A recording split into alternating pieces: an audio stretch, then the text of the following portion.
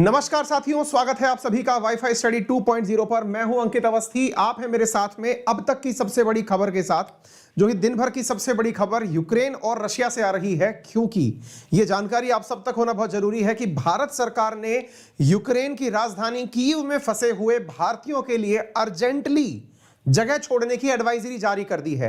यानी कि अगर आप अभी भी फंसे हुए हैं तो जैसे भी करके बाहर निकलिए, क्योंकि इसके बाद में सरकार की शायद ही कोई एडवाइजरी आपके लिए आए। आप एक बार यहां जानकारी देख सकते हैं। Advisory to Indians in Kyiv, all Indian national including students are advised to leave Kyiv urgently. यहां पर यह पॉइंट आप सबको बहुत ज्यादा मैसेज के अंदर मार्क करने लायक होगा कि अर्जेंटली देश छोड़ने के लिए कह दिया गया है। Today preferably by available train through any other mean available, यानी कि जो भी आपके पास तरीका अवेलेबल है उसको यूज में लीजिए और निकलिए। यानी कि अगर आप अभी तक अंडरग्राउंड में इंतजार कर रहे हैं कि आपको सरकार में से कोई बचाने आएगा या कुछ आएगा, आप जगह छोड़ करके तुरंत निकल लीजिए। इसके पीछे का बहुत बड़ा कारण मेरे प्यारे साथियों, ये ब्रेकिंग न्यूज निकल करके आ रही है कि कीव जहां पर जेलेंस्की के छुपे होने की आशंका है, यानी कि व्लादिमीर जेलेंस्की जो कि यूक्रेन के राष्ट्रपति हैं, उनको पकड़ने के लिए कोई भी एक्सट्रीम कदम उठाने पर मजबूर हो सकता है रूस। क्योंकि रूस ने हाल ही में खार्किव पर फादर ऑफ ऑल बम गिरा दिया है। ऐसा द गार्जियन के अखबार के हवाले से खबर पता चली है। आप इस खबर को यहां पर देख सकते हैं। हमारे साथ में एक वीडियो आपके साथ साझा किया जा रहा है, एक बार के लिए जरूर आप इस वीडियो को देखें।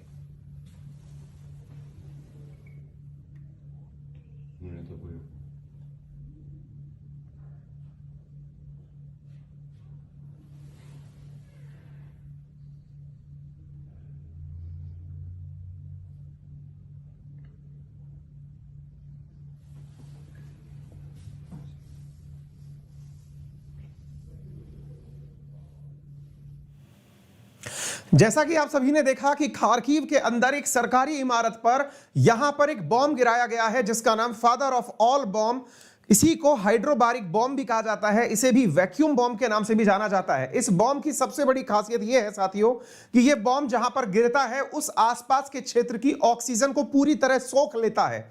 सोखने से गर्मी जो बॉम्ब के कारण निकलने वाली होती है, जैसा कि आप सबको मालूम है कि बॉम्ब ब्लास्ट होने के लिए वातावरण में उपस्थित ऑक्सीजन की आवश्यकता होती है। यह आसपास के वायुमंडल में उपस्थित ऑक्सीजन को सोख लेता है और ऑक्सीजन को सोख करके यह भीषण बॉम्ब के रूप में हीट पैदा करता है। कहते हैं कि इस बॉम्ब का शिकार हुआ व्यक्ति खुद पिघल जाता है, यानी कि इंसान जब इस बॉम्ब के शिकार होता है तो वह पिघल जाता है। इतनी भयानक स्थिति इस बॉम्ब के कारण क्रिएट हो जाती है। आप देख सकते हैं एक सरकारी इमारत है, यह खार्किव के अंदर सुबह की घटना है आज 1 मार्च की, और इस सरकारी इमारत को यहां पर टारगेट किया गया है। आप इसे देख सकते हैं बिना कुछ पता लगाए। यहां पर ये जो बॉम्ब ब्लास्ट हुआ है, जिसमें से आप गाड़ी को बचता हुआ भागते हुए देख रहे हैं, ये सुबह की ही घटना है जो यहां पर निकल करके अभी आ रही है। यहां से ये जानकारी बाहर निकली और भारत सरकार ने तुरंत अपने देशवासियों को यह कह दिया है कि अब रशिया एक्सट्रीम कदम उठाने पर मजबूर हो रहा है, यानी कि ऐसे कोई कदम उठा रहा है जिसके चलते हुए भविष्य में यहां पर देशवासियों के सुरक्षित रहने की कोई भी गुंजाइश शायद बचे। इसलिए भारत सरकार ने इमीडिएट एडवाइजरी जारी की गई है। प्रधानमंत्री ने इंडियन एयरफोर्स से कहा है, आपको मालूम होना चाहिए कि अभी तक एयर इंडिया के विमान ही लगातार भारतीय नागरिकों को लेकर के आ रहे हैं। लगातार 6 बार ऑपरेशन गंगा के मिशन के माध्यम से लोगों को लाया जा चुका है।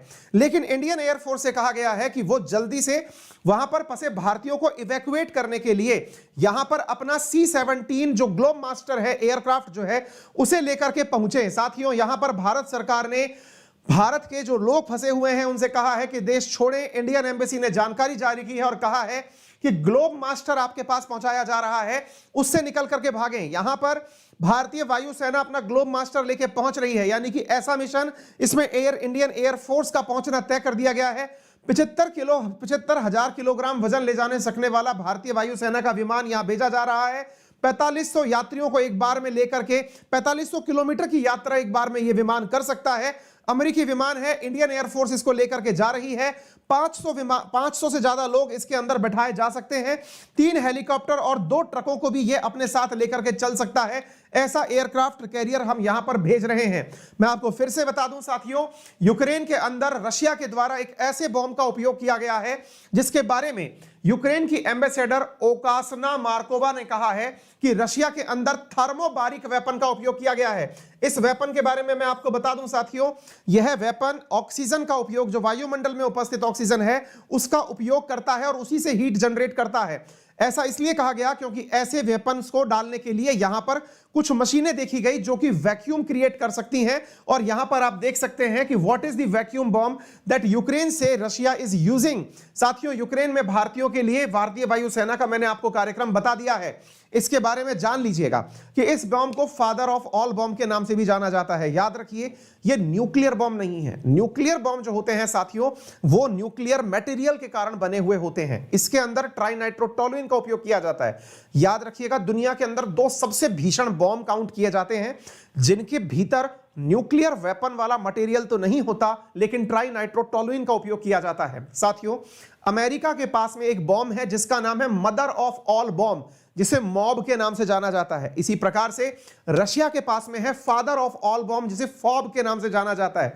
फॉब और मॉब में इस समय फॉब जो है वो रशिया के पास है, जो कि अमेरिका के मॉब के भी काफी व्यापक हथियार माना जाता है। यह अपने फॉब के साथ में क्लस्टर बम भी गिरा रहा है। क्लस्टर बम वो बम होते हैं जो एक बार गिरने के बाद में अपने में से ही निकल करके बहुत सारी जगह फट रहे होते हैं। इन दोनों प्रकार के बॉम्ब्स का यहां पर उपयोग किया जा रहा है। तस्वीरों में आप देख सकते हैं खार्किव, जो कि यूक्रेन के अंदर स्थित है, सीमा से मात्र 40 किलोमीटर की दूरी पर है। यहां पर जो कि मतलब 15 लाख के आसपास की आबादी थी, रशिया की सेना यहां पर बहुत दिनों से प्रतिरोध देख रही है। प्रतिरोध का मुकाबला करने के लिए रशियंस के द्वारा, क्योंकि यहां पर बहुत से लोग रशियंस को आगे नहीं बढ़ने दे रहे हैं, डेथ टोल रशियन सेना का बढ़ता जा रहा है। बहुत सारे रशियन लगातार मौत प्राप्त कर रहे हैं। ऐसी स्थिति में हताशा के अंदर रशियंस के द्वारा यूक्रेन के ऊपर इस हथियार का उपयोग किया गया है। याद रखिए, यह हथियार दुश्मन देश की सेना पर तो उपयोग किया जाता रहा है, लेकिन इस हथियार का सिविलियंस के ऊपर उपयोग बाधित है। बहुत सारे अंतरराष्ट्रीय कन्वेंशंस में इसका उपयोग सिविलियंस के ऊपर किया जाना प्रतिबंधित है, लेकिन रशिया के द्वारा इसका उपयोग किया गया है। ऐसा यहां पर यूक्रेन के द्वारा सुबह सुबह यूनाइटेड स्टेट्स के अंदर अपने एम्बेसडर के माध्यम से सूचना के रूप में जानकारी पहुंचाई गई है। यानी कि यह उपयोग जो किया गया वेपन है, इसकी वजह से हो सकता है कि अंतरराष्ट्रीय रूप से अंतरराष्ट्रीय न्यायालय के द्वारा रशिया के ऊपर प्रतिबंधों की सूची और लाद दी जाए। यहां पर यह प्रत्यक्ष प्रमाण है कि एक सरकारी बिल्डिंग के ऊपर सुबह सुबह यहां पर एक बॉम्ब गिराया गया है, जिसे आप यहां पर गिरते हुए देख सकते हैं। किस प्रकार से यहां पर क्लस्टर बॉम्ब्स गिराए गए, यानी कि एक बॉम्ब गिराने के बाद उसमें से बहुत सारे बॉम्ब फटे। ठीक इसी प्रकार से यहां पर और बॉम्ब गिराए गए। मैं फिर से आपको बता दूं, mother of all bomb America के पास है, father of all bomb Russia के पास है। मॉब और फॉब में ज्यादा शक्तिशाली फॉब है जिसका उपयोग हुआ है। यह न्यूक्लियर वेपन नहीं है, इसके अंदर ट्राइनाइट्रोटोलुइन का उपयोग किया जाता है। ट्राइनाइट्रोटोलुइन जो है ये कोई न्यूक्लियर मटेरियल नहीं है। फादर ऑफ ऑल बम के अंदर 44 टन ट्राइनाइट्रोटोलुइन का उपयोग किया जाता है, वहीं मदर ऑफ ऑल बम के अंदर लगभग 11 टन ट्राइनाइट्रोटोलुइन का उपयोग किया जाता है। फादर ऑफ ऑल बम जब गिरता है तो वहां के आसपास के 300 मीटर के क्षेत्र के अंदर पूरी तरह से उपस्थित जो ऑक्सीजन है उसको अपने साथ सोख लेता है और अपनी गर्मी से आसपास के लोगों को पूरी तरह पिघला देता है। इस कारण से इसे दुनिया का सबसे भयानक हथियार माना जाता है, क्योंकि इस बॉम्ब के उपयोग में किसी भी तरह से न्यूक्लियर वेपन का उपयोग नहीं है, इसलिए दुनिया के भी रिटेलिएट करने की आशंका इसके अंदर कम होती है। उम्मीद है कि यह जानकारी आप लोगों के लिए काफी महत्वपूर्ण होगी।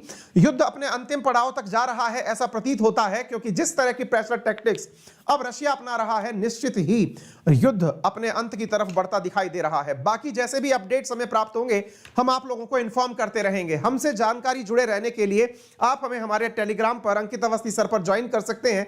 जैसे ही कोई जानकारी आपके लिए प्राप्त होगी मैं तुरंत आप लोगों को यहां पर एक वीडियो इंफॉर्मेशन के माध्यम से डाल दूंगा। मेरा रेफरल कोड है अंकित 10, जिसका यूज करके आप अनअकैडमी पर कोई भी सब्सक्रिप्शन अटेंड करें, 10% का डिस्काउंट आपको वहां पर दिया जा रहा है। इजी EMI ऑप्शंस के साथ में 6 महीने के एक्सटेंशन के साथ में कोर्स अवेलेबल आप लोगों के लिए कराए जा रहे हैं। लोन फैसिलिटीज के साथ में अनअकैडमी पर कोर्सेज ऑलरेडी अवेलेबल हैं। अपना ख्याल रखें। धन्यवाद।